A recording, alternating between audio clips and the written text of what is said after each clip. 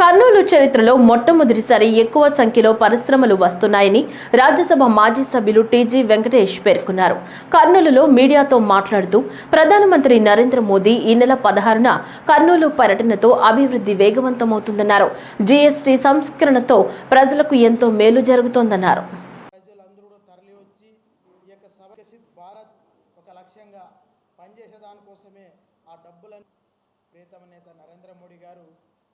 భారతదేశ ప్రధానమంత్రి గారు 16 మన కర్నూలు ప్రాంతానికి వస్తున్నారు. 2 జిల్లాలు విరివిగా లక్షలాది ప్రజలు పాల్గొనబోతున్నారు. ఎవరైనా సరే మంచి కార్యక్రమం చేసినప్పుడు మంచి కార్యక్రమం చేస్తున్నారు అని చెప్తే వారు ఇంకా ఎక్కువ మంచి కార్యక్రమాలు చేసేదానికి ముందుకు వెళ్తుంటారు.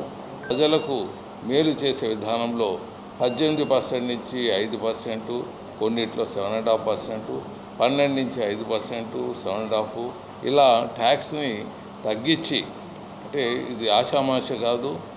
భారతదేశంలో రెవెన్యూ చాలా ఎఫెక్ట్ ఇస్తుంది.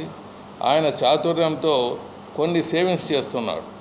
ఇప్పుడు రష్యా నుంచి చమురుని ఆయన రాజకీయ నైపుణ్యంతో తక్కువగా తీసుకొని వస్తున్నాడు. ఇలాంటివి ఎక్కడెక్కడ పొదుపు చేయాలో అలాంటివి పొదుపు చేస్తూ ఆ పొదుపుని ప్రజలకు పంచే విధంగా ఈ జిఎస్టీ ట్యాక్స్ తగ్గివ్వటం జరుగుతున్నదని మీకు తెలియజేస్తున్నాను.